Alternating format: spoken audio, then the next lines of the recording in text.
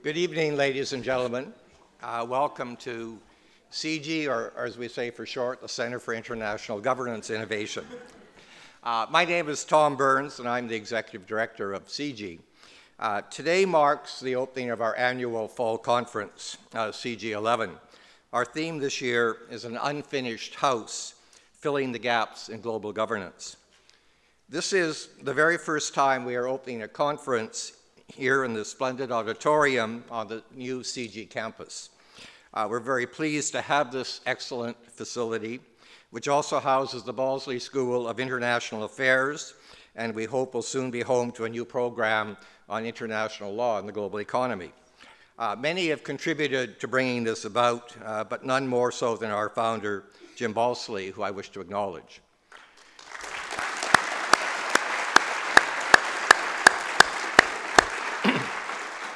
As many of you are aware, CIGI's goal is to conduct world-leading research and analysis of international governance challenges and to encourage policy innovation. It is our belief that better global governance can improve the lives of people everywhere by increasing prosperity and by promoting a more secure and sustainable world. Our work on the G20 is probably what we are best known for. Our conference this weekend is intended to look ahead, to explore the gaps in the existing spectrum of international organizations and arrangements, and ultimately to propose means by which these gaps can be addressed. It is also our goal, through CIGI's expanding network of former and serving officials, researchers, and analysts in G20 nations, to advance solutions to the more immediate problems confronting the G20 summit hosts in France next week, and more particularly in Mexico next June. And we're very pleased to have Lourdes, the G20 Mexican Sherpa, here with us at this conference. To open the discussion tonight, we present a moderated discussion entitled An Unfinished House, Governance Blueprints for Global Leaders. We're extremely fortunate to have with us two highly accomplished statesmen with distinguished global reputations. Ernesto Zedillo is the former president of Mexico from 1994 to 2000, where he successfully confronted his country's own economic crisis shortly after taking office. He is currently director of the Yale Center for the Study of Globalization, and since leaving office, he has been a leading voice on globalization. In fact, when I was heading the Independent Evaluation Office of the IMF, he stole one of my staffers to go and work with him on a project. In 2004, he actually co-chaired with Paul Martin the Commission on the Private Sector and Development. In 2005-06, he chaired the International Task Force on Global Public Goods. During 2007-2008, he served on the Commission on Growth and Development, chaired by Canadian and Nobel laureate Michael Spence. In 2008, he chaired the High-Level Commission on Modernization of the World Bank's governance, recipient of many awards and honors. I could go on at great length, but suffice it to say, we're extremely fortunate to have him here to share his views with us this evening. The Right Honourable Paul Martin, former Prime Minister of Canada, I think needs less of an introduction to this audience. As Finance Minister for Canada in the 90s, his leadership helped solve Canada's own sovereign debt crisis, erasing the deficit and beginning to pay off Canada's debt, leaving a legacy that allowed Canada to weather the most recent economic crisis relatively unscathed.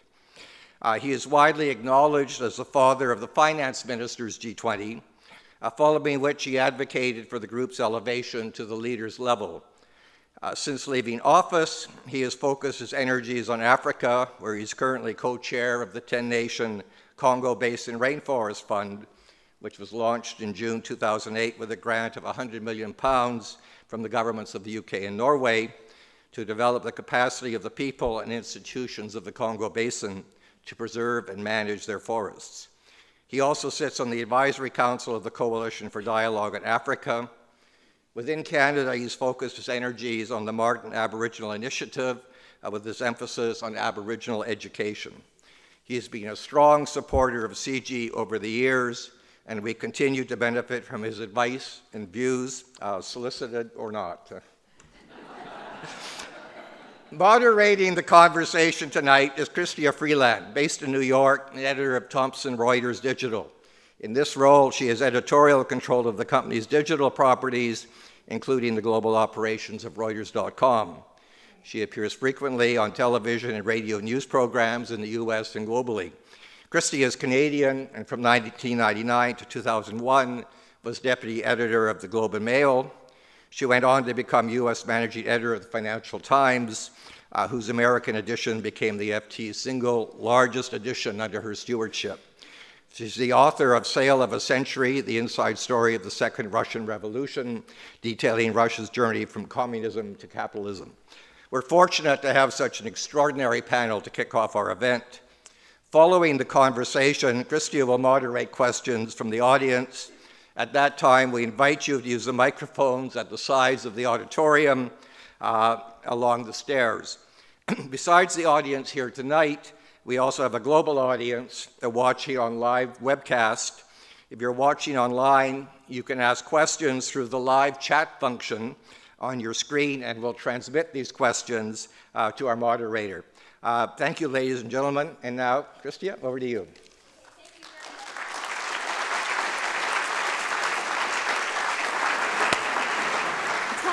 To say one thing to the people watching the webcast: your questions will only come through if you ask them on a BlackBerry. I have to offer one warning, which as a journalist it kills me to offer, but I want you guys to know that you've been warned, which is this is all on the record. It is being webcast, so anything you say can and will be used against you. Office. No. Great. And ever since I haven't been running, nobody's quoted me anyway. There you go.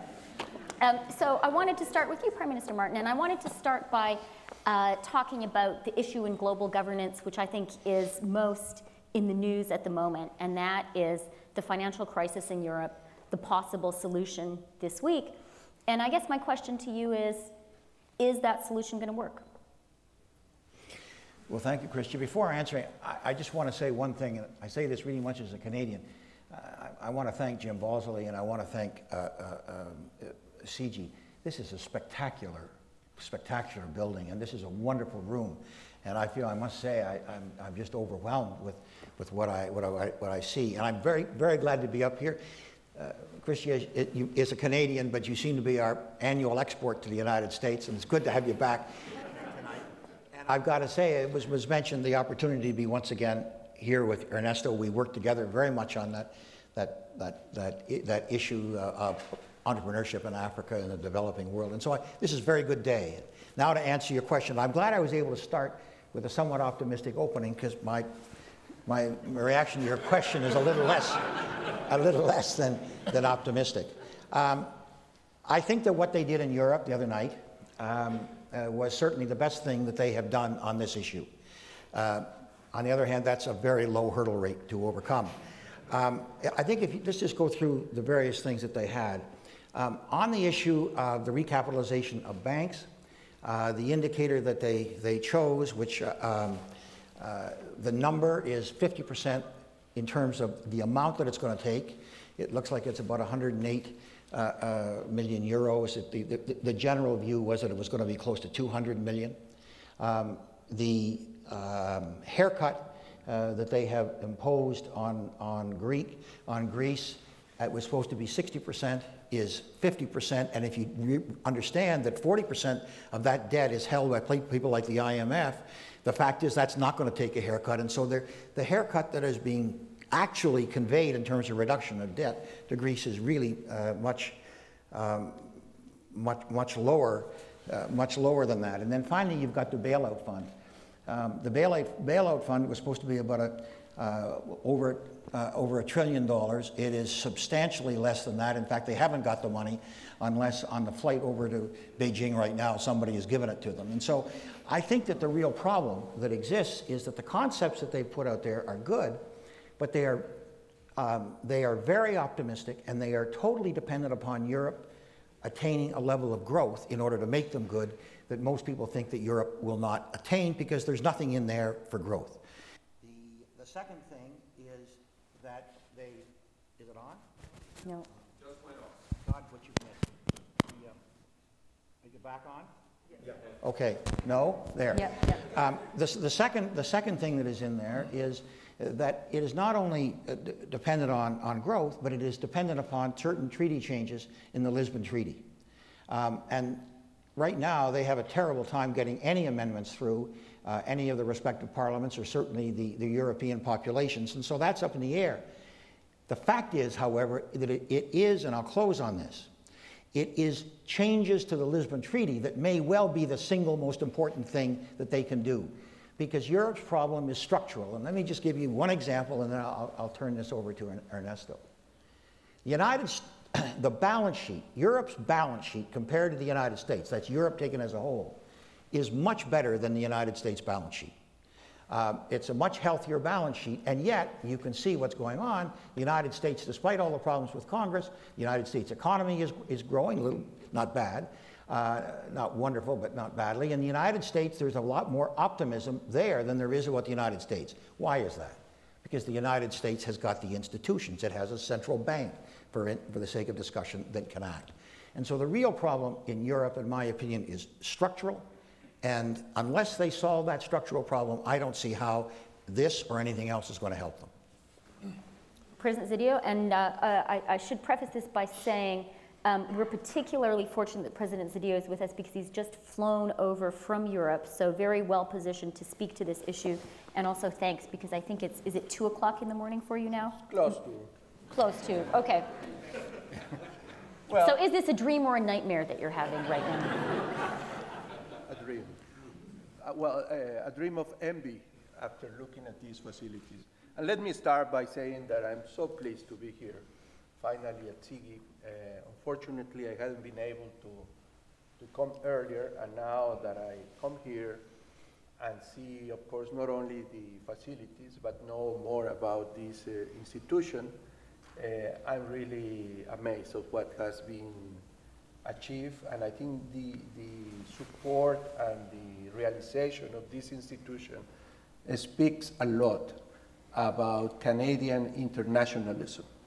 I wish other developed countries had this vocation and this commitment as it is expressed here. So I'm very pleased to be here, although it will be a few hours. But Tom, I hope I get invited again. Sometime soon, okay? So on Depends on how you perform. Depends on how you perform, come on. Well, you have to help me with the questions, okay? So, well, no, I am in basic agreement with Paul. I would only add one or two considerations. The deal that was achieved yesterday at 4 o'clock in the morning in Brussels was really unthinkable a few days ago. I think our European friends finally crossed the red line. I think there was a realization that indeed the European Monetary Union was at stake, which I think it took too long for them to realize that. And that if they allow events to erode to a situation of a chaotic default of Greece and a departure from the European Monetary Union, that will be the beginning not only of the destruction of the Union, the destruction of the Euro, but indeed the destruction of the European project of integration. And let me tell you, if that happens, or if that would have happened, not only Europeans, but I would say humanity at large would have been at great risk. My sense is that finally they got the picture of the probable and possible disaster in their mind, and they went as far as they could go in order to put this deal, given the constraints that, by the way, they themselves have imposed upon themselves. Is this going to work as it is now? I would say no. There will have to be other ingredients over time. They have to give substance to the agreements that were taken yesterday. And probably, not probably, for sure, they will have to move farther into the integration process. They will have to start talking more seriously about economic and fiscal coordination to an unprecedented degree. They will have to do things that probably they should have done a number of years ago, but that politically, and I would say even ideologically, they were not ready to think about those things. I think that now, because of the crisis and the big threat of collapse that they have seen in front of them, they are now considering more seriously that this project cannot be backpedaled, because if it is backpedaled, then it will be a disaster of incredible proportions. So my interpretation is that politically, this is very significant. Although I am overall very pessimistic about the condition of the global economy, I think this is the best news that in many months we have received. That finally our European friends understood what was at stake, and they gathered whatever little political and economic ammunition they have to protect the European project. So in that sense, I give a less pessimistic assessment of what happened yesterday, but I fully agree with Paul that there are other ingredients that this soup must have to get the very good soup of continuing the European project. And I think that's crucial for Europe, and that is crucial for the rest of us. So the obvious next question is, will those missing ingredients be found and be added to the European soup? Are they going to move towards closer political union? Go ahead. I hope they do. I mean, right now we see three problems. Paul mentioned one, which is about the money. They need more money than what they have in the pocket. But when you think about the size of the European GDP, I think they should put together eventually the necessary money. They have to take constitutional steps towards a greater degree of fiscal and economic integration. And I think that's already clear in their mind. So they have to find the political strategy to pursue that objective. And I would say, and we commented this before with our Korean friend, that the question of lender of last resort is indispensable. That's right. I don't know whether they have to empower the European Central Bank or they have to empower with money. By the way, the European Financial Stability Facility, but you cannot have a currency if you don't have a lender of last resort in that currency, because otherwise you are extremely vulnerable to attacks and runs ad infinitum on your currency. And I think our European friends are still missing that ingredient. That's exactly what I meant when I talked about that they have to build the institutions. The fact is that the US Fed, the Bank of Canada, is that institution of last resort. And the European Central Bank is not. And they haven't built those institutions. The reason that I certainly share Ernesto's view of the absolute importance of this. The reason that I very much hope it happens, but I'm a little less optimistic, let's go through it. I remember very much being at a G7 meeting at a time when the Eurozone was coming into play. And we talked, we talked to the European finance ministers, primarily the Germans and the French at that time, and we said to them, you're not building the institutions to justify it. And the answer was clearly, we could not get these institutions approved by our parliaments and our people. Now that's where, see, the real problem, and I think that Ernesto made reference to this. If Europe is, this is not about yesterday's deal. This is not about the Eurozone, and this is not just about finance. This is about the future of Europe. And the Europeans are going to have to decide if, in fact, they're going to take the next step and they're going to build Europe, or if they're not, then the Eurozone is going to go because Europe is going to go, because the people of Europe, individual country by country, are going to have to vote those institutions into existence. It is a merger of sovereignty, the likes of which we have never seen. And up until now, the European governments have been afraid to deal with it. Again, every time I get going. And I tell you, Ernesto, they never did it to me when I was Prime Minister, cut off the money. Unless the Europeans are prepared to build the institutions of nationhood, that is very hard to see how they are going to be able to deal with these problems. And I would think that if there were votes on that today, they would not go well. And so I share Ernesto's view totally. The reason I'm a little more pessimistic is what they have to do is much deeper and much more fundamental than what happened the other night. Okay, so Prime Minister Zedillo, do you think the European people are prepared to vote for a United States of Europe? Well, I don't think you have to pose it like that. You have to lie about it? No, but I think if you accept how far they have gone already over almost 60 years in the process of integration, then provided that you have the right leadership, then I think it should be a doable project.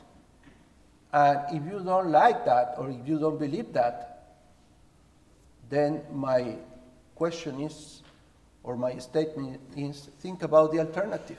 And the alternative is awful, because I insist, it's not only about Europe. Let me just make a small mental exercise. Let's assume that yesterday we would have waken up with the news that there was no deal in Brussels, and that Greece would have said, you know what, I cannot pay starting tomorrow, right? I declare a default, and that triggers a series of very disorderly events. Greece is in default. Greece is forced to leave the Union. That, of course, would have imposed on Greece a huge loss, not only on the financial system, but on the real economy. Greece goes into its own currency, because they have to have some currency to deal with the economic transactions. But at the new exchange rate of whatever currency they have, they acquire competitiveness that makes other countries in the Union concerned. But not only that, we also know that if Greece had gone into default, the banking systems of some other members of the Union, by the way, including first and foremost France, will be in deep trouble. So I guess it's not very hard to imagine this horrible sequence of events that we had led not only to these defaults and all that, but a real process of competitive devaluations, because you cannot really be in the Union, leave the Union, and stay in the common market. I mean, that's a fallacy. If you are out of the monetary union, in a scenario like that, eventually you will be out of the common market. And if you start losing the common market, you start losing the European integration project that has already been achieved. And I want to know, with that circumstance, what would be happening in the rest of the world. I think that will be the beginning of the end.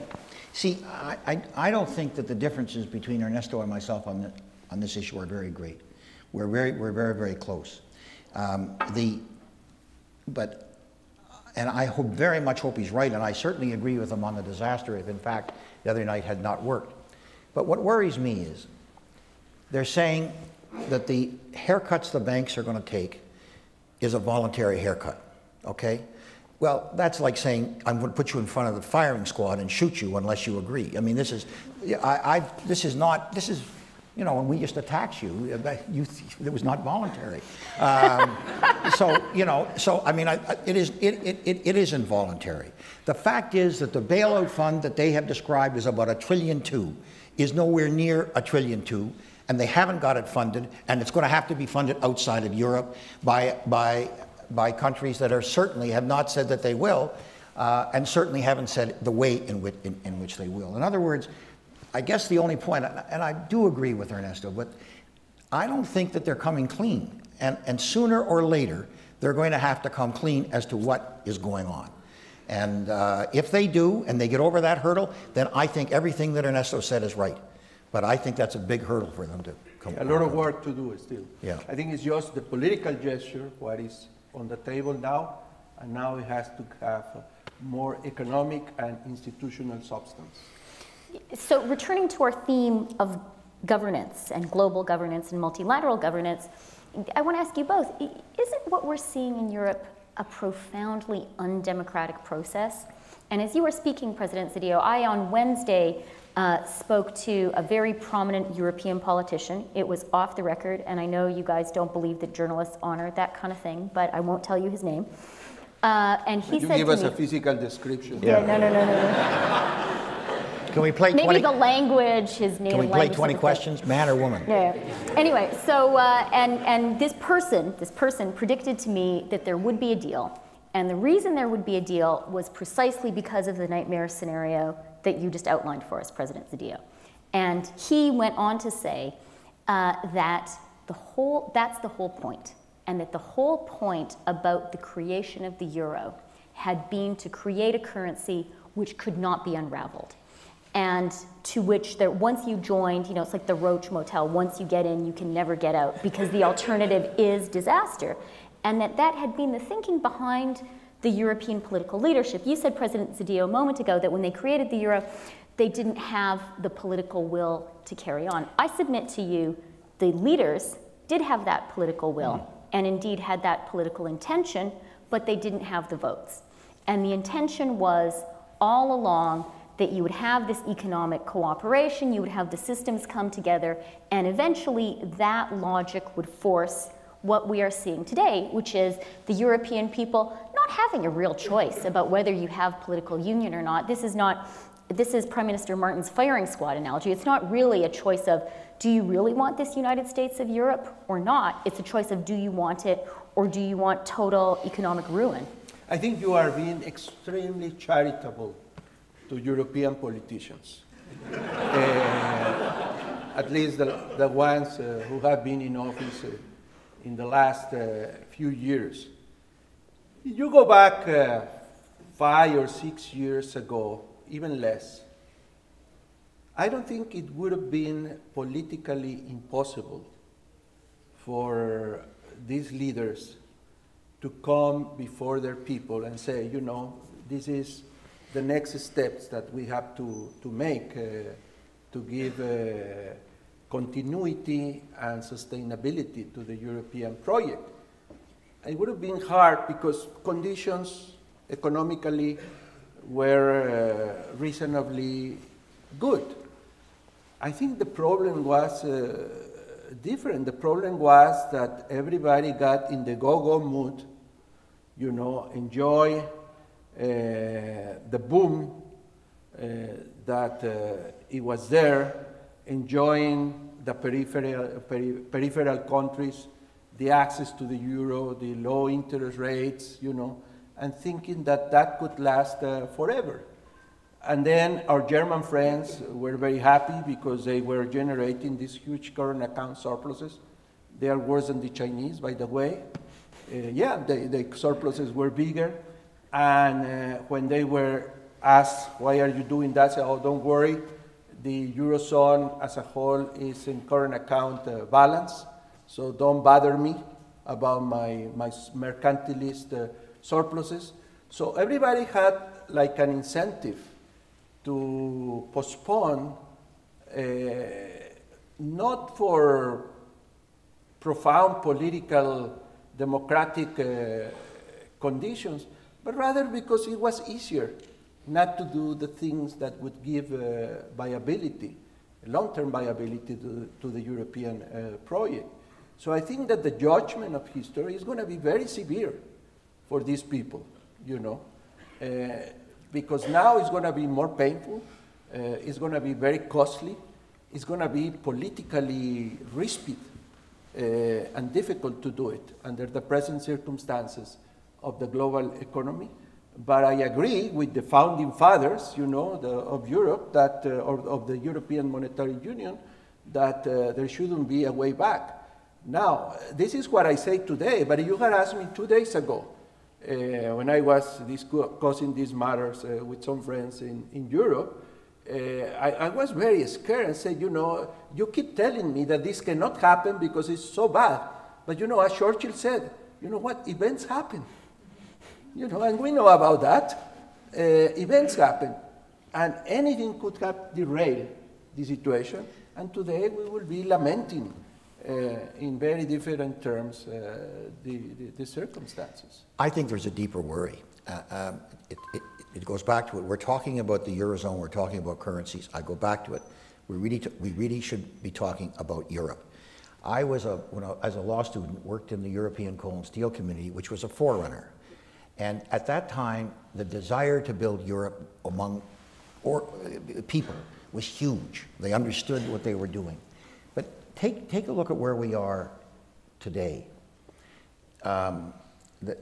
Germany has more to gain than any other country from a successful Europe, and has benefited really by a lower currency, which has enabled them to export when other countries which needed a lower currency weren't able to get it. But just take a look at where Europe is today. In Canada, we have lived with an equalization program for the last 30 or 40 years, which fundamentally, as you know, means that the richer provinces send money to the poorer provinces to equal out.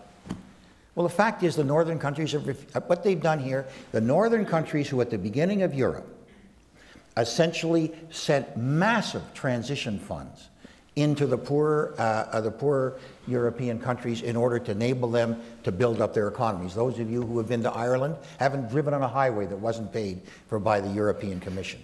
Well, but the fact of the matter is, today, at the time of this great crisis, the northern countries are essentially saying to their politicians, we're not going to send any money to these people.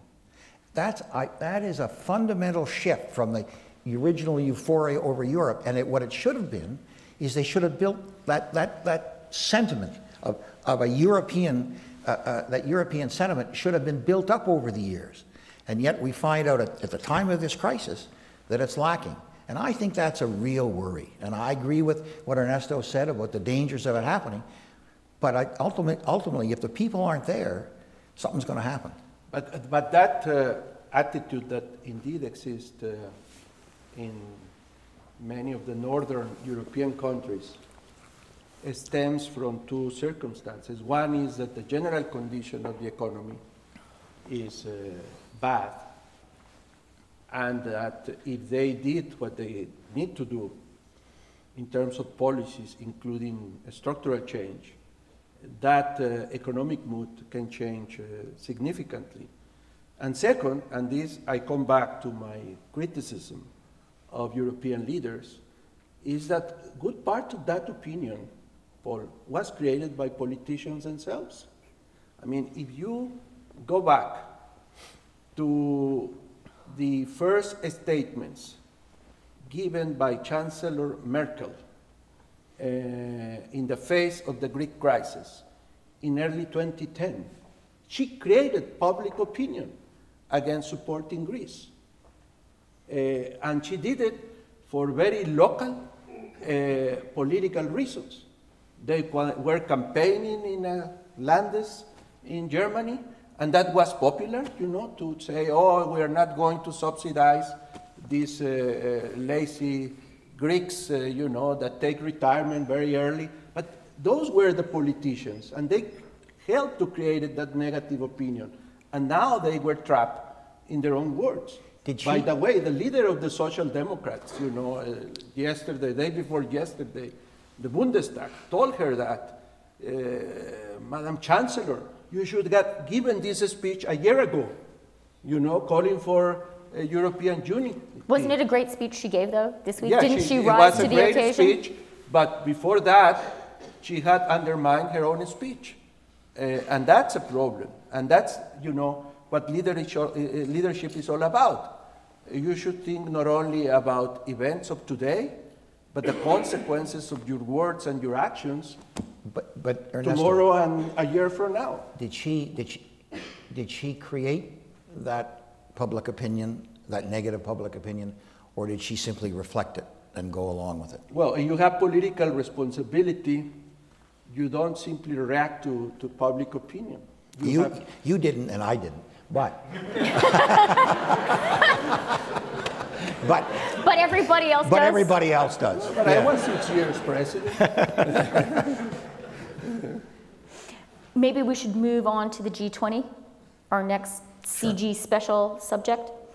So let's start with talking about, we've been talking about one form of multilateral governance, the European Union, which we're sort of undecided on how well it's going to work. How about the G20? Is it a success, President Zedillo? No, definitely no. And let me tell you, first, I am a great believer of the idea. For many years, I became convinced, I would say since the mid-90s, even before we had the Asian crisis, that we needed something like that. And there was no originality in my thinking, you know. Now that I see Franz Sagasti here as participant of the conference, Francis Sagasti and I met in Colombia in a discussion of Billy Brandt's North-South report. You remember that, Francis, in Villa de Leyva, Colombia. Well, and I say this because in 94, 95, I read a report that had been launched by Billy Brandt. Brandt died before the report was finished, but the report was published, and it was called Our Global Neighborhood. I think it's a fantastic document, and I read it. And I became convinced since then that the world would need something like what the G20 is today. In that report, it was called Economic Security Council, but it's basically a description of the G20. Then, when Kofi Annan asked me to chair this Commission of Financing for Development, we endorsed, we copied the proposals, and we need to create something like the G20.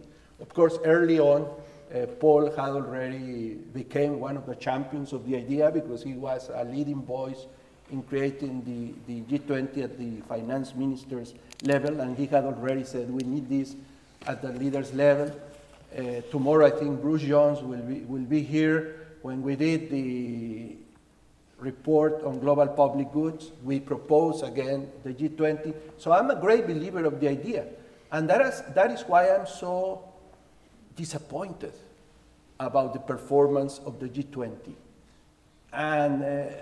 And the way to prove that my disappointment is warranted is very simple.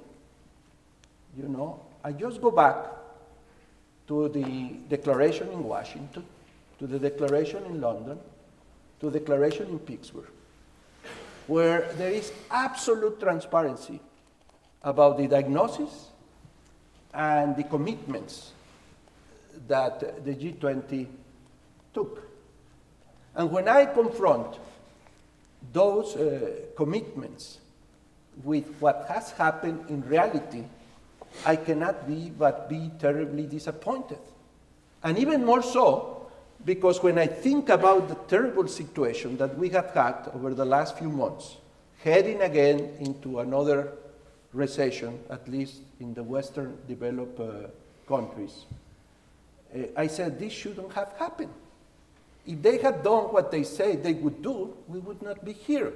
Because they recognized from day one that part of the problem, or probably the whole thing that we had starting in 07, 08, was due to a lack of international economic coordination to address issues like the global imbalances and other problems that eventually trigger the crisis. And they said what it had to be done. They said in London, we need to empower the IMF to exercise with authority its surveillance capacity. They launched at Pittsburgh this framework for a strong, balanced, and sustainable growth, and instructed the ministers to launch this mutual assessment process. But right there at Pittsburgh, they killed the process because they gave the IMF a rather ridiculous subsidiary, secondary role to play in that process. And when you see the story of what has happened after Pittsburgh, you cannot be but terribly disappointed. What is the purpose of getting together, of establishing in a very clear-cut way these commitments, and then don't honor those commitments? And of course, there are scandalous things there. You go to Washington and London, and I think it's still a Pittsburgh Declaration, they say we will finish the Doha round before, at London and Washington, before 2010 is over. Where are we now? Yesterday, I will do it as you say, I will not say the name, but I will say the character is very important. You can, you're not a journalist, you can tell the truth. In this endeavor, but this person told me, this is dead. The Doha round said, how can it be dead if 20 leaders of the world who represent 80% of global GDP signed to it, said, we are going to finish the Doha round. And they don't do anything to finish the Doha round. When they say, well, our ministers, I say, oh, our ministers, well, if your minister doesn't do his job, it's very easy. I don't know if you were able to fire ministers. I was able to fire ministers. So you just fire your minister and get a new one that gets the job done. Yesterday I was told something which I was shocked. I said, the G20 ministers of agriculture got an agreement to facilitate trade of food by the World Food Organization. Great agreement from the G20. When they go to the WTO, the trade minister says, what? Who is that guy who signed to it? It's the agriculture minister. Well, he's wrong. Well, I would assume that the agricultural minister consulted with the prime minister of the president. So why the G20 is not acknowledging even this secondary agreement? So I think this is really a disaster because by failing to deliver, they will kill the G20. The G20 has a problem of legitimacy in its origin. It's a self-appointed group of countries. But it can have other kind of legitimacy, the legitimacy of exercise, of delivery, of achievement. And they are losing this part of the story too. And I think this is a tragedy. So President Zedillo has some hope that Europe is going to make it, and he thinks the G20 is a disaster. So far, I hope they change my mind next week. But I have no information. Maybe our Sherpa can tell me something that I don't know. But, you think Europe is a disaster? How about the G20? Well, I actually think it's a success. You made my day. Yeah. Well, for a lot of reasons, not the least of which is I have a lot of confidence in your Sherpa. Yeah, I think it is. I think, let me just go through some of the issues that Ernesto has raised. The first thing is the London summit is generally credited with having prevented a 1930s type depression. Now, maybe that things have soured since then, but nonetheless, I think that probably what was done at the London summit was virtually unprecedented under those circumstances. For a certain extent, I think we have got to recognize that is a huge success. And to sort of say, well, now it's not doing very well, the fact is it did, and there is no way that the G8 could have done that without China, India, and the other countries at the table. Second thing is I've read, in fact, in some of the CIGI papers, someone wrote, I won't name him, I'll follow the same thing, I won't name who it is, because I can't remember, but but somebody wrote quite well. They said, well, wait, you know, the G7 was supposed to disappear, and the fact is the G7 hasn't disappeared, and where has the G20 been?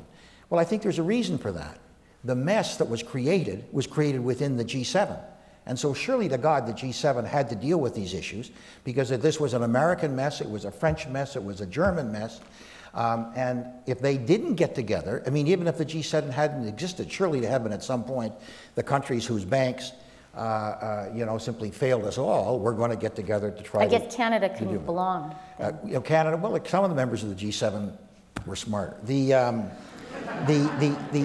then I'm just going to go on. The problem that exists is the political dysfunctionality in the United States and in Europe, and the problem that exists in China, and this is really unique, that the #2 most powerful economy in the world, about to become the #1 most powerful economy in the world within certainly this decade, is also one of the poorest countries in the world. And that's never been seen before, where you have a powerful economy with massive poverty of that kind. And that does cause certain cultural problems that it makes that the G20 has to deal with. And so I think that fundamentally, these are not 20 compatible economies. These are vastly different cultures, vastly different countries, and they are having to learn to work together in the midst of the worst financial crisis that we have seen since the Great Depression. And I think that, in fact, whether you take the London summit or whether, in fact, you take the discussions that have been held, they have done remarkably well.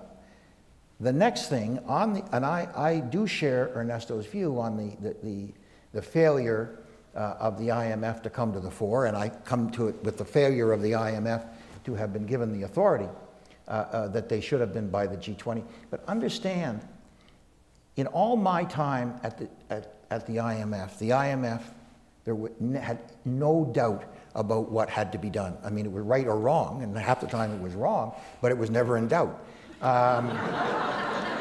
But you know, today there is massive doubt that this debate that is now going on between austerity or the need to consolidate and stimulus is massive. And to sort of say all of a sudden to the G20, well, why aren't you giving strict instructions? Well, that's pretty hard when, in fact, among the major countries, there is such a huge difference of opinion. And within those countries, there is such a huge difference of opinion.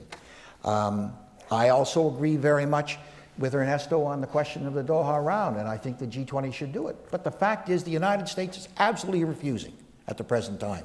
So the only point to make in this is if none of these problems, if the Doha round was working marvelously, and if all of these institutions were working well, there would have been no problem. There would have been no need for the G20. The reason that there is a need for the G20 is that the leading economies of the world are no longer compatible, neither culturally, historically, or economically. They are very different.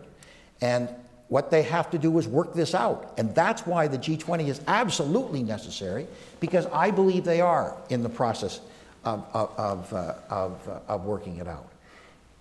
What they have to do while working their way through the current crisis is recognize the absolute necessity of building the institutions. It's the same thing that we had within Europe, building the institutions that will allow them to prevent the next one.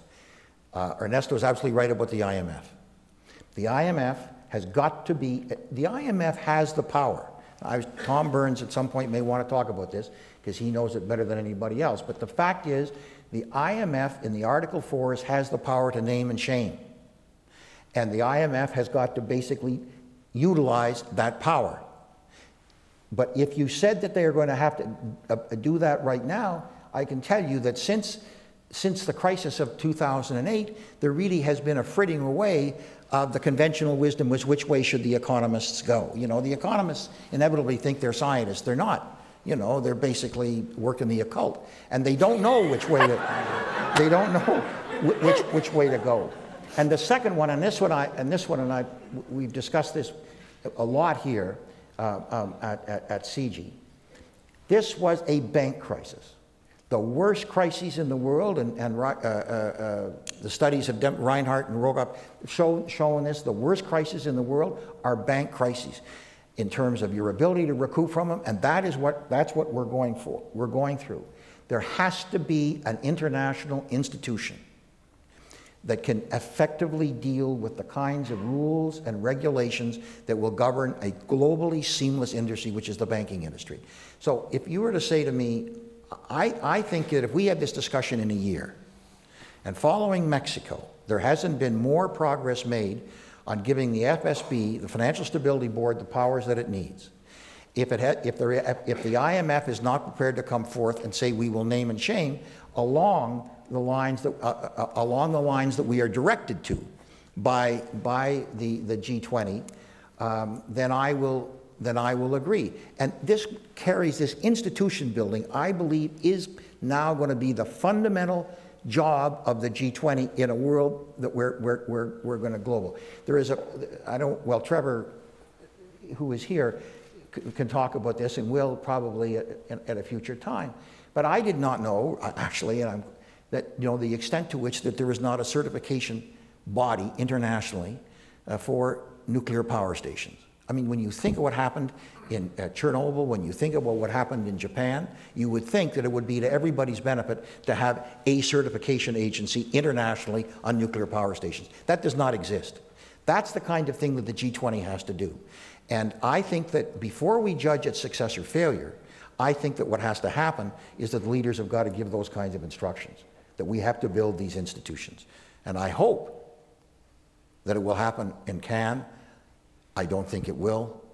I really hope that process begins in Mexico. Okay, so President Zedillo, well, I think has he persuaded you? No, definitely not. What do you say? I think Paul has given a very nice, kind explanation of why the G20 has failed.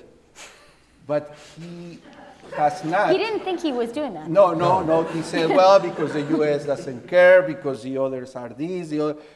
But the end result is that if you do a confrontation between what the G20 said that it would do and what it has achieved, then I think the results, and I don't have any other way to, if a student comes to me and I have his exam and I say, listen, you got a C minus, and he can give me a long list of excuses. They always give, my grandmother was sick, this, and 20 excuses. Okay, that's it. I don't care. You get a C minus. And I do care about your grandmother, but that has nothing to do because you were committed to deliver intelligent answers to the questions that I'm posing.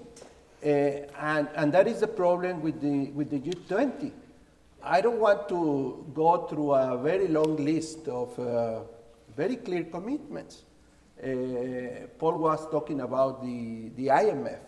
Well, I just invite the audience to go and read paragraph 20 of the London Declaration in terms of what they said they would do with the IMF, to empower the IMF to have a real surveillance authority. And to this day, they haven't done anything like that. In fact, and this I was shocked to hear a few weeks ago, and this is on record because it was being filmed and put up probably in the internet. We were in a session in the Bretton Woods Committee, and Christine Lagarde was making a presentation, and I asked her, how do you feel about this G20 that made these commitments in London about quota increases, resources, and enhancing your surveillance capacity? And I used an expression, and I said, well, and in that of the quotas, they sort of had done it, and of course on surveillance, they didn't do anything of what they offered. And she said, Ernesto, you are wrong. And I was very scared. Can you imagine the managing director telling me that I was wrong? C minus. And I started to shake. I said, no, you are wrong, because they haven't honored either the quota increase. I said, what? And she said it in front of everybody. You know, so here we are saying that the IMF, and then the other point, and let me just pursue this question of IMF. Look at the mutual assessment process and the guidelines of the process as it started in the St. Andrews meeting, to be supposedly executed, St. Andrews meeting of November 2009. It's a roadmap. It's a roadmap to undermine the IMF. It's amazing. You know, they basically sideline the IMF. They say, okay, the countries are going to send templates of their economic programs for the next few years. The IMF is going to process those templates, and they will produce an analysis that will be ready preliminarily for the Toronto meeting. I understand that when the IMF started to receive these templates, we were basically a joke sent by countries. You know, the IMF said, slow down, slow down, and they didn't do it. Then they go to Korea, where they had offered leaders to take decisions, to take serious policy decisions, which of course they were not ready to take. And then they said, okay, what we will do is to instruct the ministers to define the indicators that we have to pay attention in order to determine where we have the imbalances that have to be addressed in order to have growth. Okay, so that was a big achievement in Korea in terms of macroeconomic policy coordination. But actually, you need only to go to Macroeconomics 101 to define those indicators. So that was a joke. In February, they make a big meeting in Paris, ministers, and finally decide the indicators that we have to be looked at. Okay, fantastic. Then they go to April this year, and finally they give a mandate to the IMF. Say, okay, with those indicators, use 4 approaches to analyze the information so that you can produce a set of, not policy, but a diagnosis of the problem. Interesting. Overly descriptive, and again, things that any student of macroeconomics should solve without having a meeting in Paris and in Washington. But again, putting a straitjacket to the IMF. But they say, okay, be careful, your analysis will only be an input into the process. Your analysis has to be checked with the G20, and at the end the G20 will produce its own analysis. So again, whatever authority the IMF had was deliberately and transparently undermined by the G20. It sounds to me, President Zedillo, like your students getting together and saying we have a new plan for our grading, which is you can have an input, and then we collectively will determine whether that input was fair. But all of this is anecdotal. What is the problem here? And this is the question that I think people like Paul and, of course, this wonderful group has to address. I think the real problem is that countries or the chief players in the global economy don't yet to come to the point of recognizing that we cannot have it both ways. We cannot have our cake and eat it. We want to enjoy the benefits of the incredible economic integration that we have achieved. But we do not want to accept that that economic integration cannot continue and could collapse, in fact, if we don't provide ourselves with some essential economic governance that we don't have.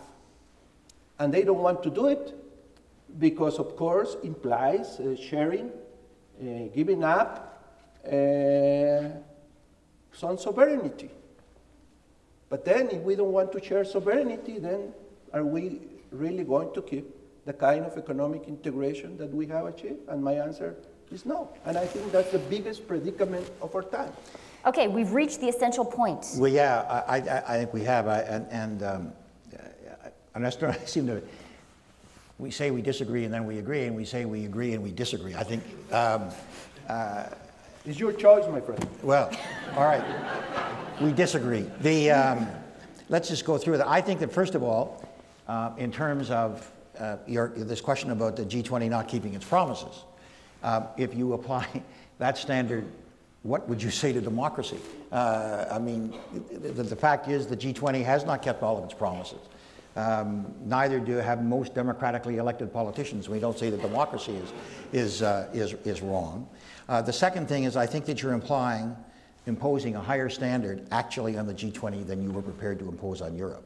And I think that when you take a look that Europe is a bunch of compatible economies who thought they were creating something very special, and when you take a look at what the G20 is and where those countries are in different stages, different cultures, I think that you're being a little tougher on the G20, which would be fine. There's nothing the matter with that, except that I think we got to understand, just as you did in the case of Europe, is what's the alternative?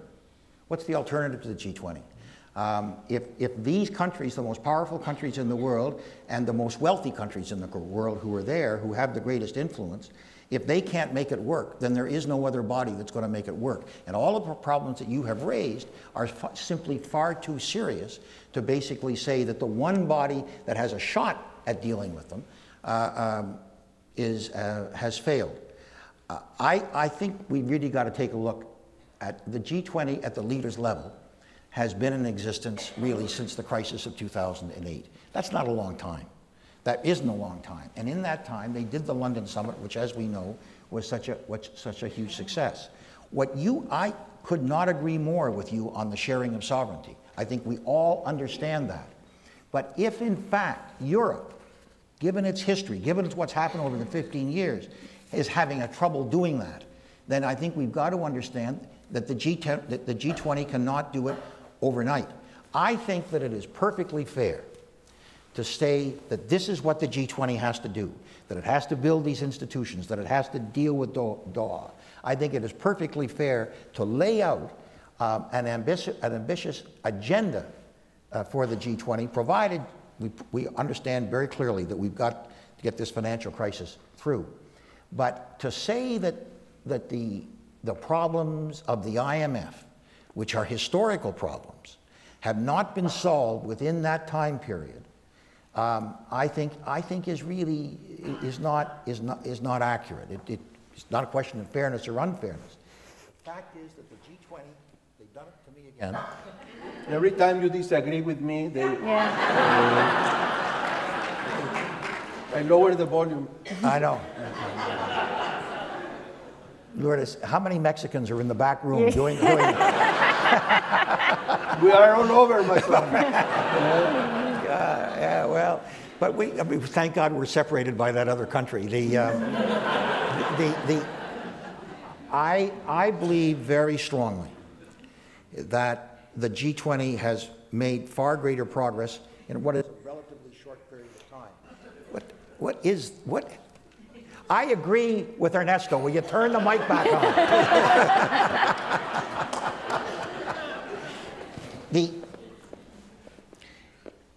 The fundamental issue that we have right now is not the academic argument which you and I are having, and that is the degree of success or failure.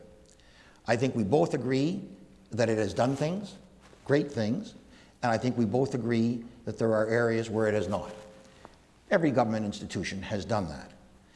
I think that what is absolutely crucial as we go out of Cannes into Mexico is that we set out the agenda whereby we can then judge its success and whereby you and I hopefully can say that it has succeeded. I believe it is the issue of sovereignty, and that's what the building of institutions, international institutions, is all about. An international institution essentially is a body to which countries delegate their sovereignty in order to protect their sovereignty, because you can't protect your sovereignty if the world is going down around your ears. And I think that, I believe that in the last 3 years, the G20 hasn't done an enormous amount. I think there's nothing the matter with saying what it should have done and what it should do. I think there's certainly a lot of things to talk about.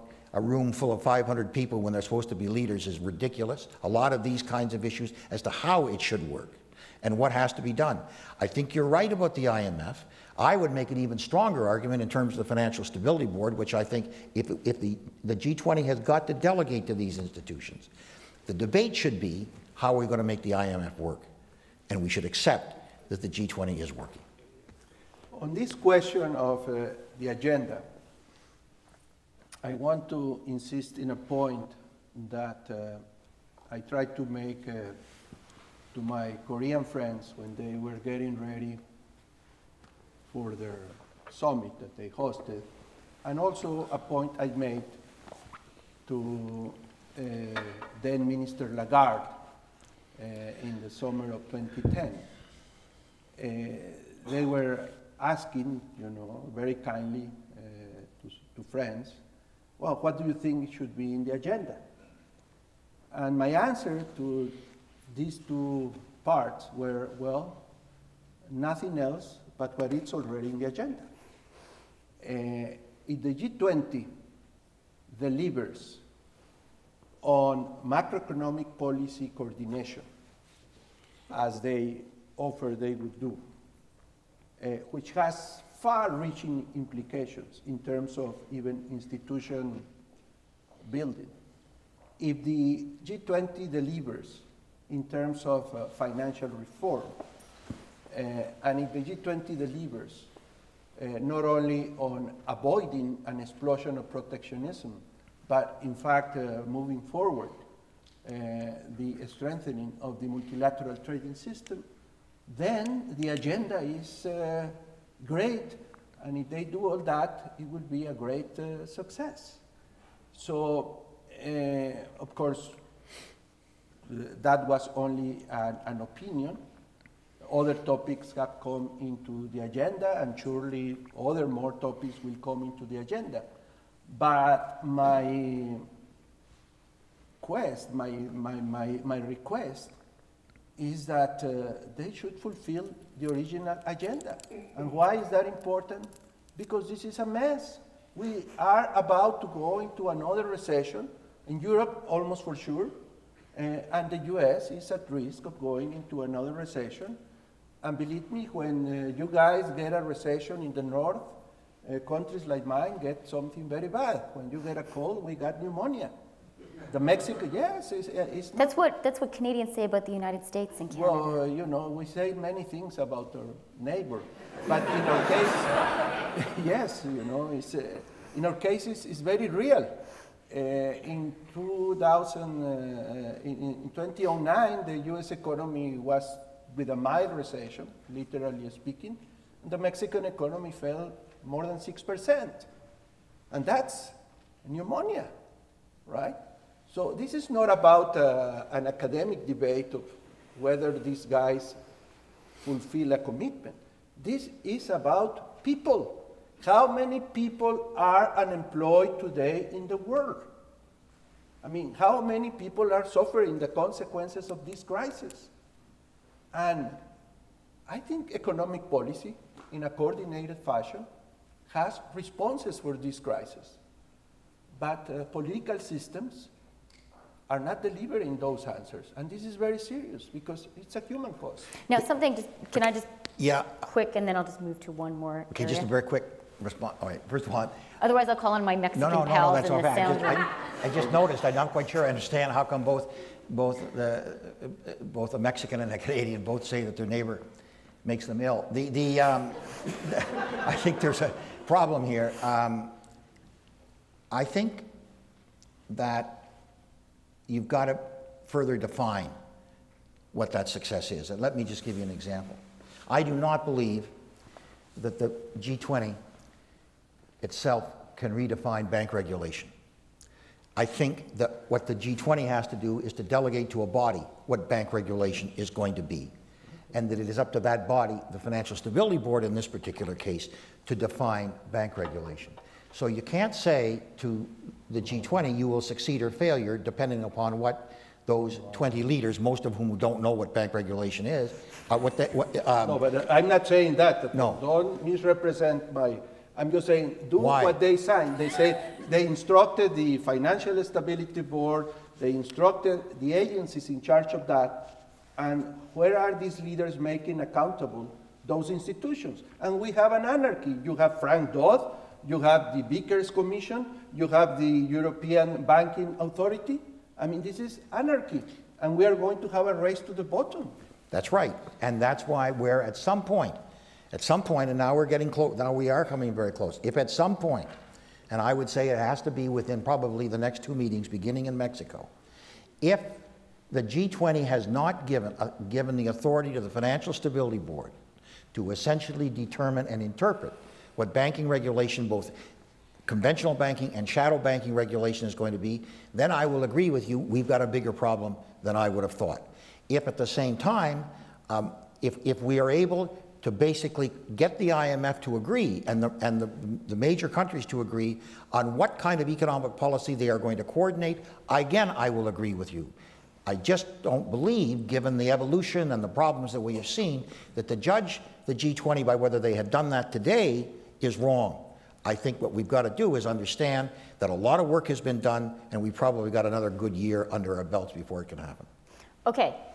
I would submit to the two of you that you are very much agreed on how essential it is for the G20 to perform these tasks, albeit disagreed on how harshly we should judge the incompletion of those tasks so far. But I would like to put to you both a different possibility. So this has been a discussion between a great Canadian statesman and a great Mexican statesman. I live in the United States in New York, and the paradigm that I'm hearing a lot about is less G20 and more G2. That the way the big questions in the world are going to be resolved are not going to be with the G20, where you have Canadians at the table and Mexicans at the table and all sorts of other smaller countries. We'll lower the volume now. For yeah. Be careful. But, you know, that actually the big decisions now should be taken between the world's largest economy and its second largest economy.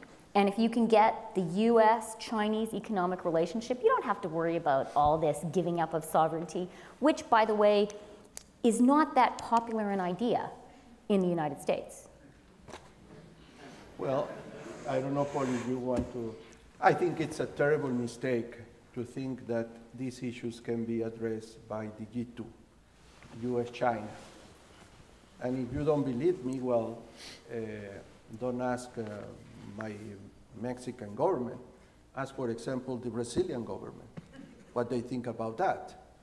And it's an absurd proposition, because whatever that is decided between the US and China, and very little is decided, by the way, affects other countries, other economies, important and otherwise in the world. This is about a general equilibrium. This is not about the US and China. And I think, by the way, it is not only a bad idea in terms of the interests of third parties at stake, of both emerging and developed economies, but actually it's also a very bad idea if you really want a good solution, because a G2 negotiation probably is a game with no solution, and it's a very confrontational game that is going to have a very bad a story with a very bad ending. And this is the big irony here, if you allow me. We are going through a dramatic shift in the composition of economic power in the world. In 1990, the developed countries represented almost 60% of global GDP. In 15 years, I don't know what they will represent 30% of global GDP. And of course, the weight of China, the weight of India, and other emerging countries will be playing, or is playing, a bigger role in this shift of economic power. It will be very innocent to believe that this shift in economic power, this rebalancing of economic power, will not imply a rebalancing of geopolitical power. Of course, it's happening, right? So here we have a historical window of opportunity to refurbish, to redesign the rules-based multilateral system, not only for economic purposes, but also for international peace and security.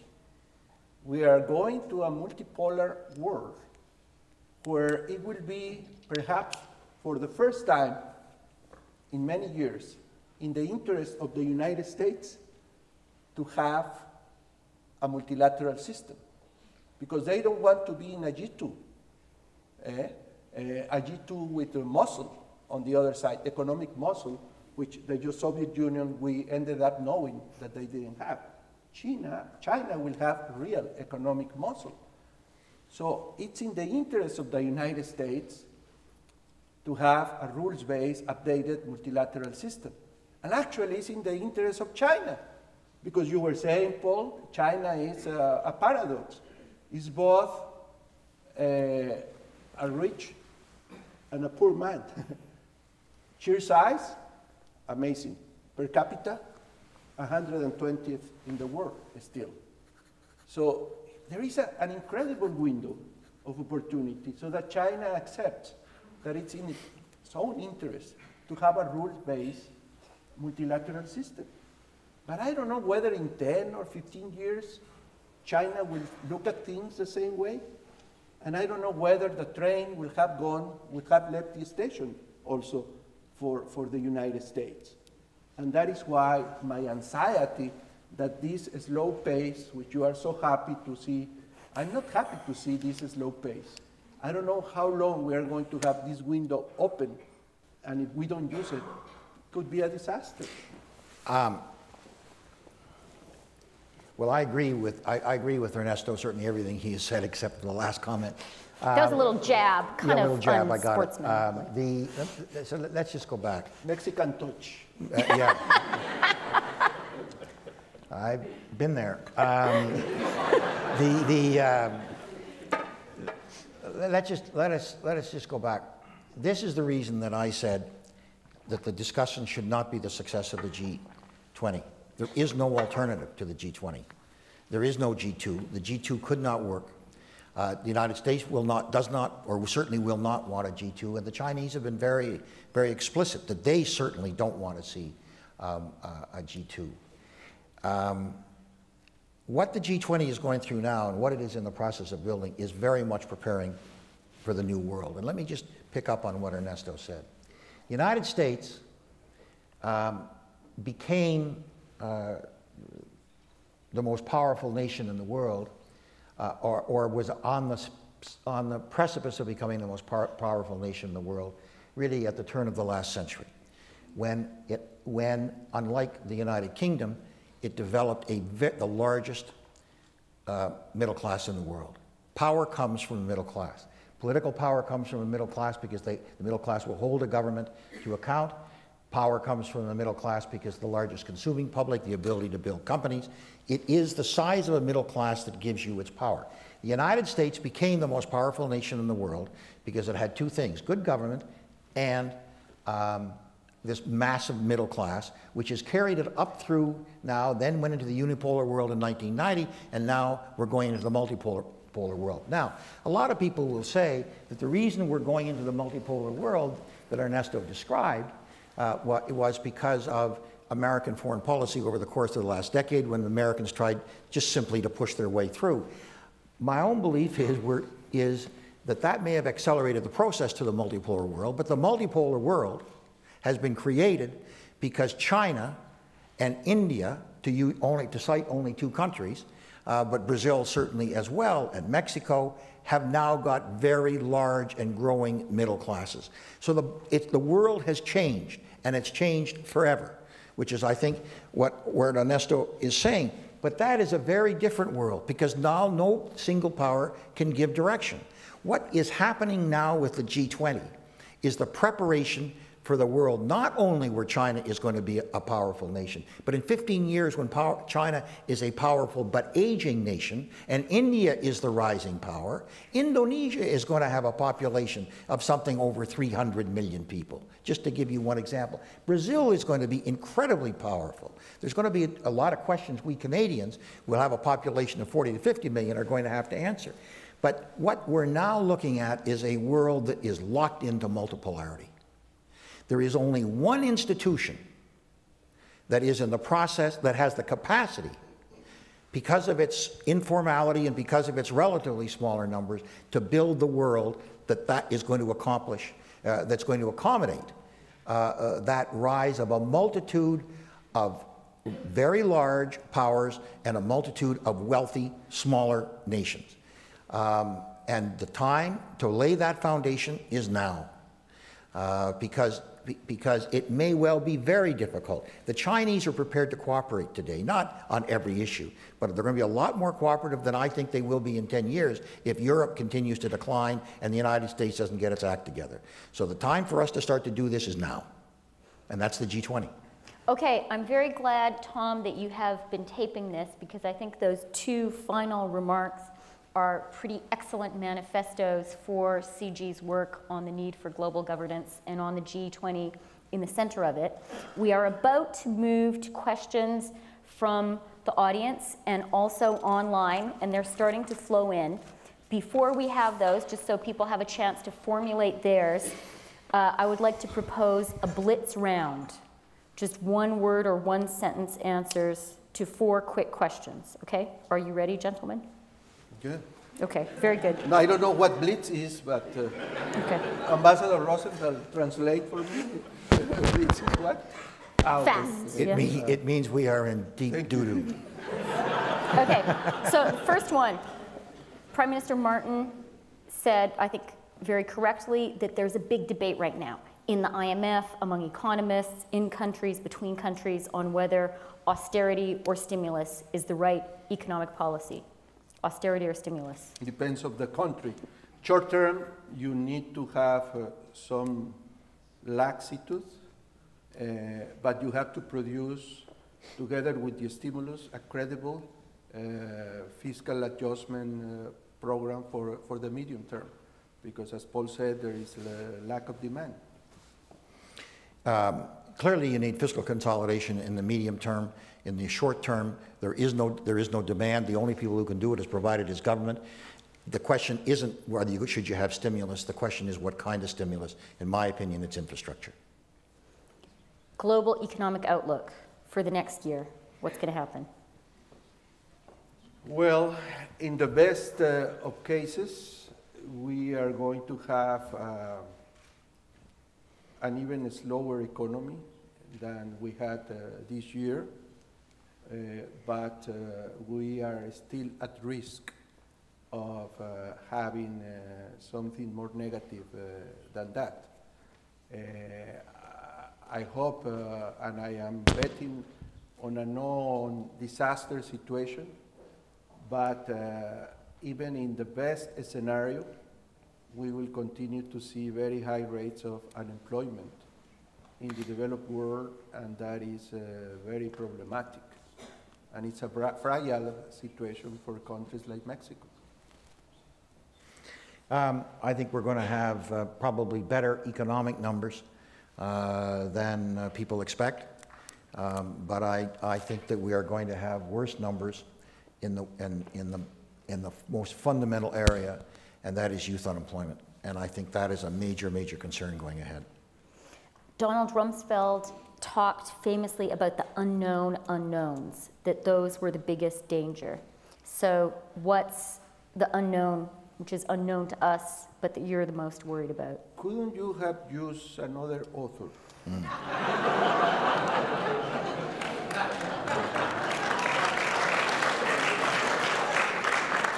You could have said black swans or something like that. And by definition, you don't know it, right? Yeah, but you might know one that I don't. I think what we must admit is that now we live in a world in which, even if we believe that the distribution is normal, that we have a bell distribution, details are very fat.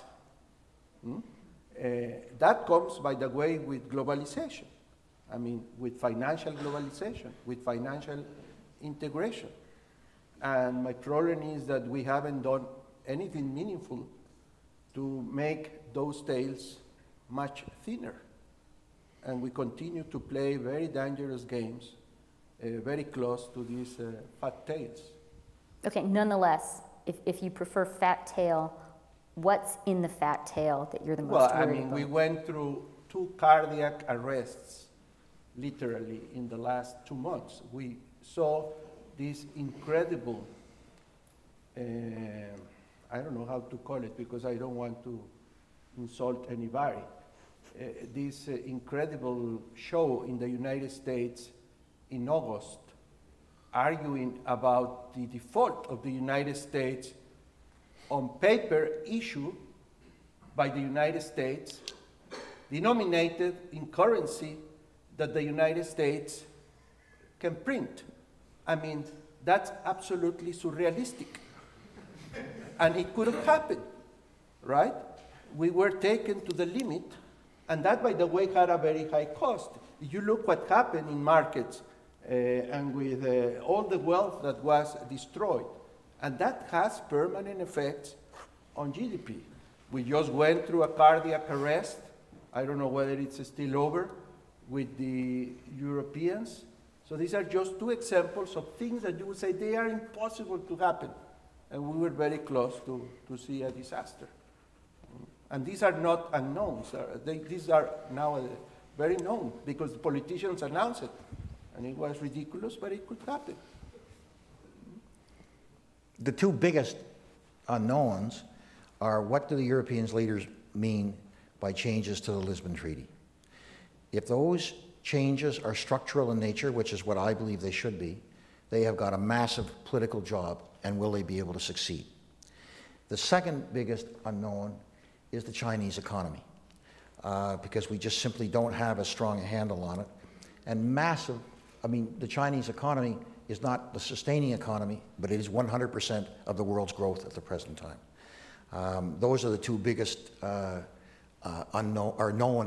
unknowns. The one that I guess none of us talk about, and I don't think it's going to happen within the next year, but I believe that the real cat that is going to have to come out of the bag at some point, and it's going to happen in the next 5 years, is Africa. I think that Africa has a potential that none of us are prepared to grapple with. I think that in terms of a world that requires demand, that has an excess of supply, I think that Africa could be part of the answer. And at some point, we got to stop talking about Europe, and we should start talking about Africa. Okay, final blitz question. You are both clearly very successful elected politicians. Former. Well, actually, he was. Former. You stepped down. I was stepped down. I didn't step down. I just finished my term. But my suspicion is there must have been moments of fantasy about how nice it would be to be a dictator, not to have to deal with the pesky voters. So if I could make you not just of your own country, but global dictator for a day, what's the one measure that you would introduce? No, don't put me in that situation. No, this is serious, you know. My Mexican colleagues can tell you, I spent a good part of my political, and I would say human capital, helping to build democracy in Mexico. Oh, so your fantasy measure. The fantasy measure. No, I have other fantasies. You don't do it through being dictator. Political fantasies, come on. No. my biggest fantasy, of course, and ideal, is that one day Immanuel Kant will be proven right, and we will achieve perpetual peace by having international rule of law, a real one, and cooperation, by having free trade, absolute free trade.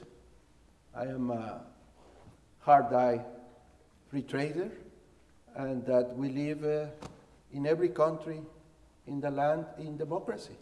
And it's not, I mean, I think it's doable. Probably it will not be my children or my grandchildren, but I think Immanuel Kant was right about dreaming about that world.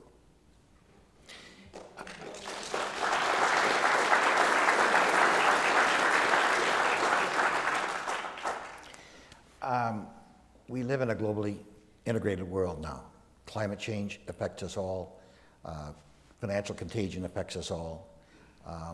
I guess my great hope would be that I could live in a world in which the definition of sovereignty, and this is why, and I've written on this is why I go back to what Ernesto said, where the definition of sovereignty was changed not simply to incorporate the rights of sovereign countries, but their responsibilities and their duties to each other. And I think if we did that, we would build a great, we could essentially handle as a world the great problems that we have got now in a much better and a much more efficient way for the benefit of our children. There's no doubt about the necessity to recognize that the world has outstripped its governments, and that the governments have got to come to deal with that. And so that would be my greatest dream. I guess I have to say this to you, when you said, if I made global dictator for a day, what would my first piece of legislation be? Probably be to extend my term.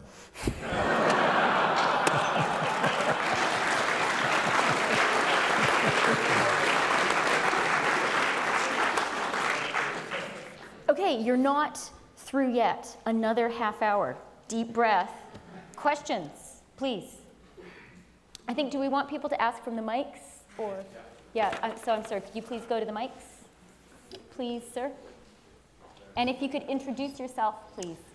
Yes, I'm David Welch, the director of the Balsley School of International Affairs, and thanks to everyone for a very stimulating conversation. I'd like to go back to the beginning of the conversation. I was struck and concerned by the juxtaposition of two statements. The first, that European Monetary Union was a mistake.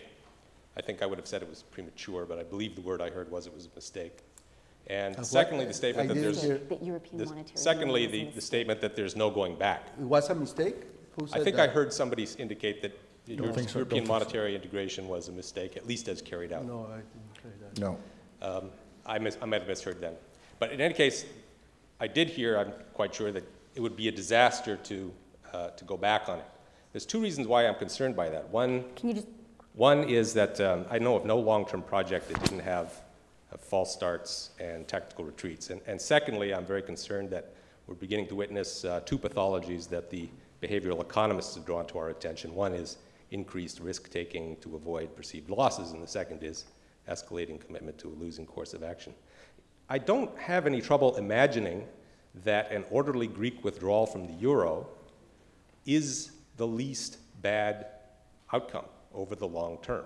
And I don't frankly see why that would mean the death of either the European Monetary Union in the long run or of the European integration project. Can somebody please explain to me why people seem to assume that that is an unthinkable nightmare scenario, and why people aren't thinking publicly about that contingency as a viable option? Okay. Could I just want a clarification. Are you saying, you're asking that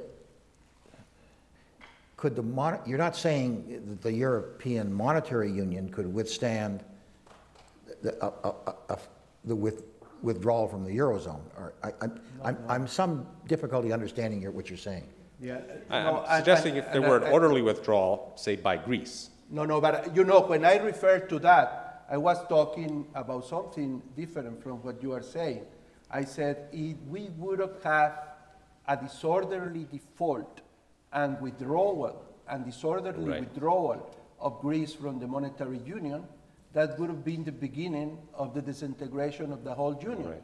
You What are do you talking think of about orderly? something different. So let's engineer Is it conceivable to engineer one way or another an orderly withdrawal? I would say yes. I mean, as a matter of political and economic engineering, it is possible.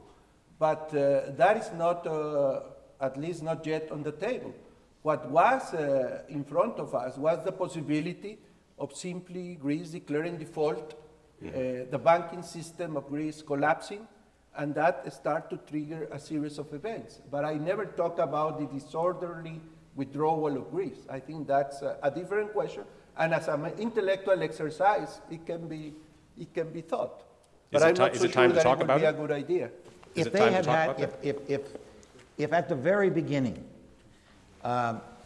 they had allowed Greece to default, I think Greece could have stayed in the Union, in the Eurozone. If, on the other hand, they had allowed Greece to default and it had left, and they could have put a safety blanket around Spain and Portugal and Italy, and they could have withstood it.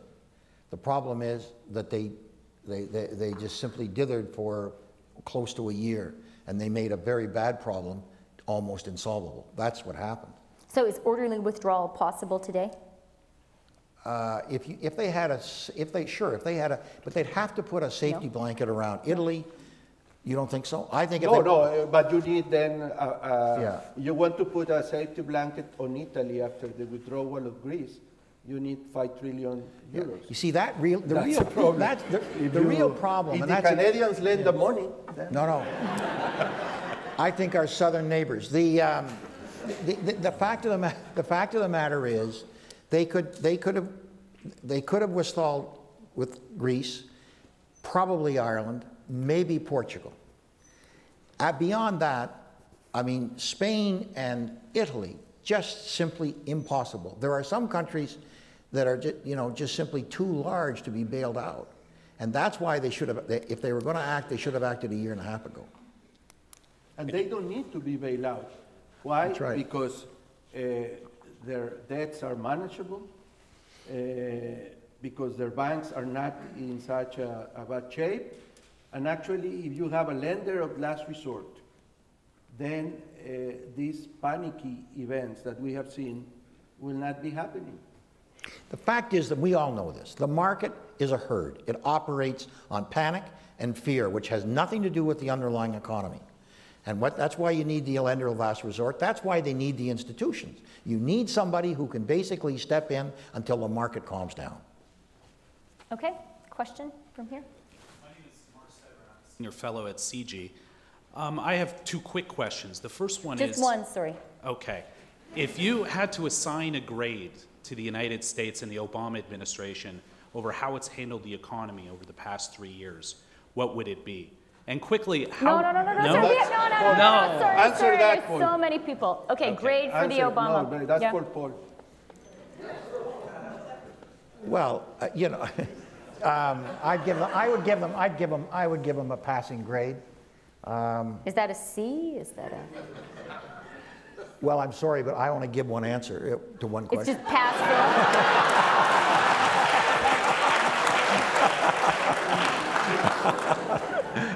That's pretty good. That's pretty good. A+ answer. Yeah. No, I have great sympathy for President Obama for a very simple reason. He received his country in a very difficult situation, and he handled the situation even before he was elected. He was so responsible. He went to the White House, he supported President Bush to do what needed to be done at that moment. He confronted the crisis when he came into office. So I would say he has done okay in the economy, okay. In retrospect, everybody is an expert in the past, and you can say many things that he could have done. Perhaps I would not grade him so well in politics. He has been very naive by thinking that his opposition was going to be more loyal and more responsible than what they had been. And in a way, that has been a big mistake that is having very serious economic consequences. So that is why I would not put him, you know, very high in the grading, but it's a political reason. Okay. Thank you very much. I'm Lawrence MacDonald from the Center for Global Development. Financial crises come and go. A climate tipping point is forever. You know as well as we all do that the scientists tell us we're rapidly approaching a point where feedback such as the melting of the tundra and emissions of ethane will push us to a point of runaway climate change. And the latest peer-reviewed studies show that won't be future generations, but our generation. At the same time, we've had a really collapse of any hopes of an international treaty. And yet the G20 leaders spend all of their time on the latest financial crisis in the rich world. You two are among a tiny handful of people who are the elected leaders, have been an elected leader of a major nation in the world. If we had all those people in the world, it wouldn't even fill the front 3 rows here. And so you have a lot of experience at addressing the trade-offs in leadership between responding to what is at the forefront of the minds of your voters and leadership, telling them what are the things that they should worry about. My view is that I wish that our leaders were telling us the truth about climate and putting that much more forward on the agenda and take these financial issues and delegate them to the finance ministers to handle. If you were in a position to offer advice to the G20 leaders on how to handle this trade-off, what would you say? Look, I think you've got to understand what the G20 can do and what the G20 cannot do. I think that they should be meeting for 2 days instead of a supper and an early morning. I think that they should be going into far greater depth in some of the issues that they're dealing with, and I think they should be having other people deal with them. But I think we've really got to understand is that on the kinds of issues that you're talking about, that the important thing is that the G20 delegate to institutions and send the right signals to those institutions that can deal with it. I very much share your view on climate change. And I think what's happening right now is everybody's going around and saying, why didn't anybody predict this financial crisis? The fact is, a lot of people did predict this financial crisis, and they were ignored. And what's happened is a lot of people are projecting the climate change crisis, and they are being ignored.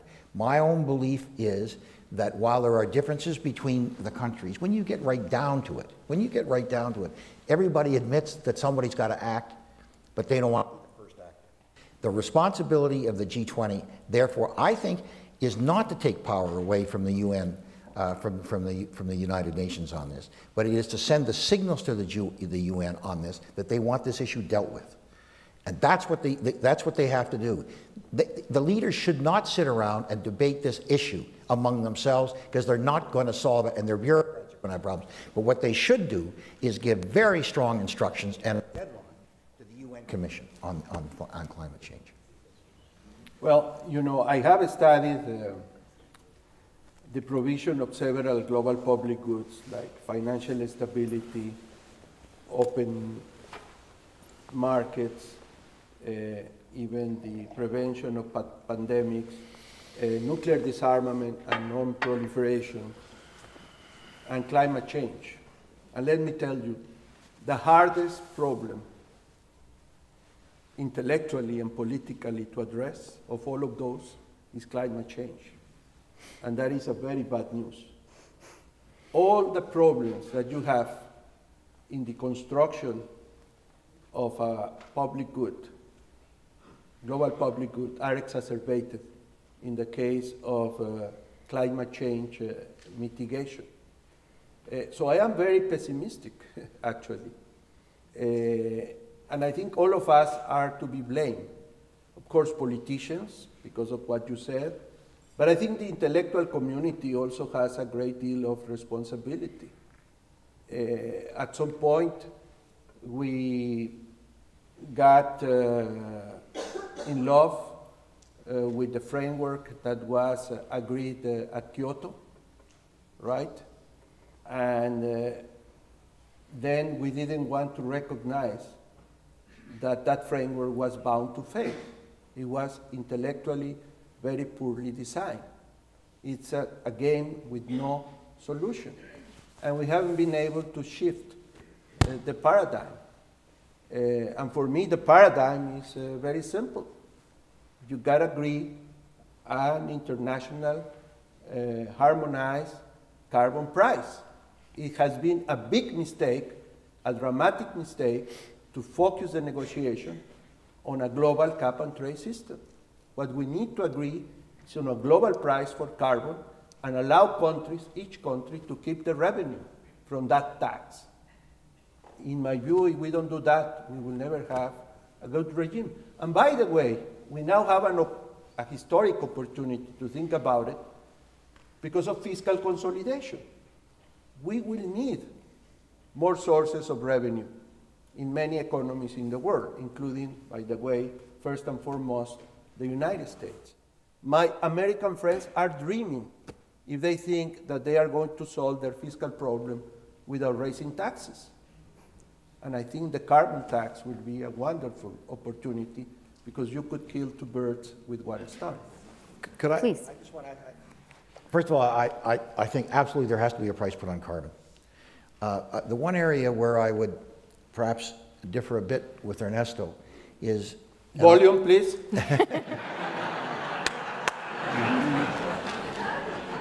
is that it should stay within our own countries. I mean, the real problem is Africa again. The country that is suffering the most from climate change right now is Africa, both droughts and flooding. And we have got to find the funding for them. It's a small disagreement, so that's why they let me speak.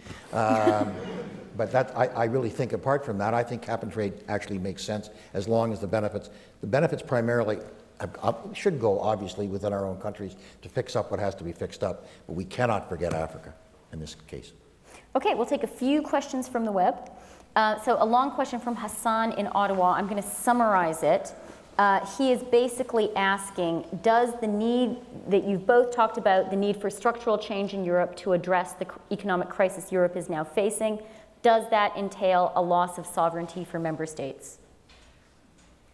Well, I think Europe needs to go into a fiscal union, and that implies sharing sovereignty. I mean, but the Europeans have done it before, and I think they have covered 75% of the way. They should go the rest of it. They've lost sovereignty. I mean, Portugal, Greece, Ireland have lost sovereignty. I mean, look, take a look. They're being dictated to by the markets. When Angela Merkel and Sarkozy stood up there and smirked about Italy, do you not think that was a loss of sovereignty for Italy? I mean, I think it's happened. And I think that what they've got to do in Europe is basically figure out how they can regain that sovereignty. And that really is by, I think, far greater fiscal integration. And by the way, they can win a lot by undertaking individually themselves, these countries, in Southern Europe, the structural reforms that they need to undertake anyways. Yeah. Even if they were not in the European Union, they have to have more flexible labor markets. They have to do it, either way. Okay, a question from Twitter. What's the significance of the Occupy Wall Street movement? I tell you, you know, all this talk about how they don't have any agenda and they're all over the place, and I think that's all true. But I mean, I don't know about you or the people watching on the webcast, but I have yet to talk to anybody who doesn't say that they aren't reflecting a disquiet that they themselves feel. I think really the powerful thing is that Occupy Wall Street has hit a chord that really is touching middle class, the middle class Canada, the middle class United States, middle class right around the world. And I think that makes it actually very, very powerful. And positive? And positive? Yes, I think it's very positive. No, I fully agree with Paul. I think these criticisms, oh, they don't have an agenda, they only pose problems and provide no solutions. Well, I mean, they are citizens and they have all the right to express a very serious, real problem. You may argue, you know, I could argue as an economist, it's not only about Wall Street. They should have an Occupy G20 because it's not the leader, you know. Careful, Yeah. you may have launched a movement this evening. Right? Just say, I mean, but I think... Tom, get ready. You need your plaza. Yeah. It's a great place for the 10th. The problem is much more complex than what has been wrong, which has been a lot with Wall Street. But I think it's very effective to do it that way. And people are unhappy for good reason. Look at the rates of unemployment. So I think politicians, instead of listening to the Tea Party, should listen to the Occupy Wall Street. Has the political and business response been adequate? Yeah, I think most people are basically giving them a fair amount of credit. I've got to say, on the other hand, I think that some of the reactions from, I don't want to pick on U.S. bankers, but go ahead. But the one that really, the reaction, the one that really got me was the banker who basically said, you know, these are just a bunch of welfare bums. What we've got to do is cut welfare. I mean, a New York banker saying we've got to cut welfare is be staggering to me. I mean, why doesn't he just look in the mirror? You know. So I think that actually what's happened is that the inability of some people to defend their position has become so manifest that it's actually added to the power of Occupy Wall Street. I agree with Paul fully. You see, it's not always that I... Yeah. Okay, final question, and this is for both of you, another webcast question. We often hear that the sovereign debt crisis and America's ongoing economic stagnation are the result of weak political leadership.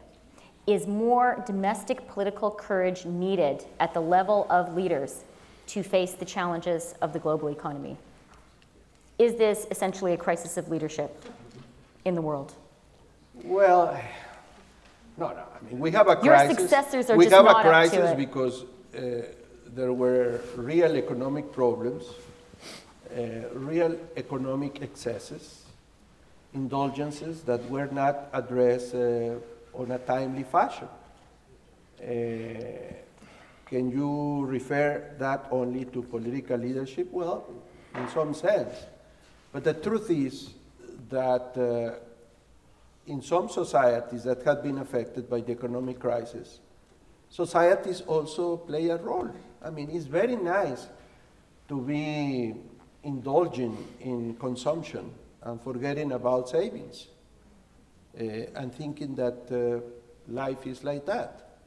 I think societies are also responsible when they hear politicians saying deficits don't matter, and they like that. Say, oh, that's nice, you know. Easy credit can be sustained forever. Oh, that's nice.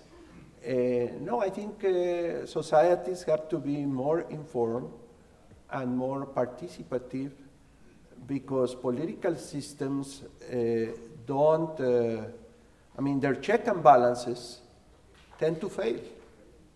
And public opinion is the most powerful check on power. And sometimes public opinion has been thinking about other things and not addressing the problems that are, I mean, you were talking about climate change. And we have seen public opinion 3 years ago very concerned about climate change. And now you look at the polls and people don't seem to care because we are in a slow economy. That's a mistake. There was a debate in the British Parliament a couple of hundred years ago in which essentially it was decided that an elected representative, in that case members of Parliament, but this applies to congresspeople as well, congressmen or women as well, that an elected member of Parliament is elected to exercise their judgment and their conscience on individual issues, not necessarily to follow the orders of the people who sent them there. When you have an organization, when you have something like the Tea Party, regardless whether you agree with them or not, who essentially said, I was sent here with this one very narrow message, and I am unable to budge from it, you really are putting democracy in a very, very difficult position. And I think that this is the position that the administration finds itself.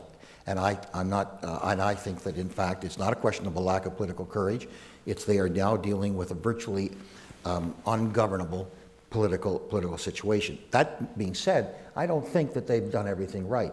I think the administration made a mistake when the Simpson-Bowles Commission, which the president himself set up, to essentially a bipartisan commission to deal with the deficit, and not only the Republicans but the Democrats walked away from it.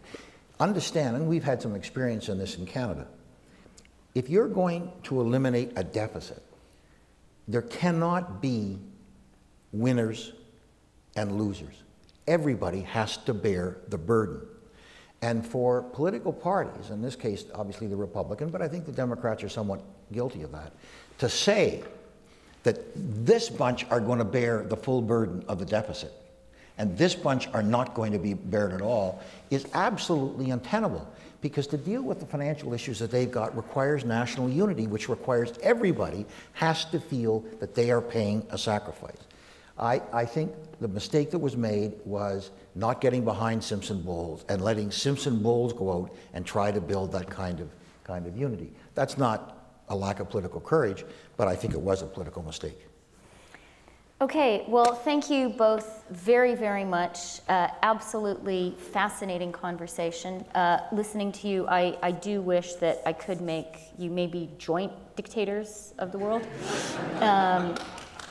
I'm very, very grateful for your time and your insights tonight. We follow your instructions.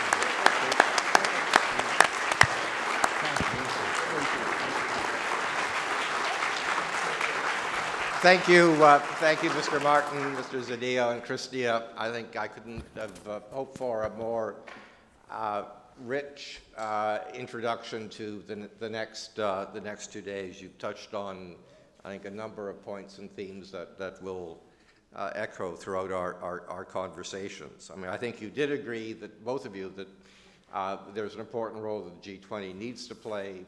I think you both agreed that the G20 is not delivering on what it said it was going to do.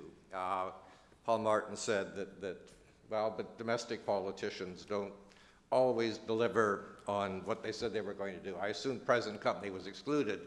But it seems to me that in a domestic context, there is accountability. The electorate does at a certain point come to a judgment as to whether they're prepared to forgive those lapses. And I think one of the issues we have got to reflect on globally is how do we hold the G20 accountable for the things they're going to say they're due.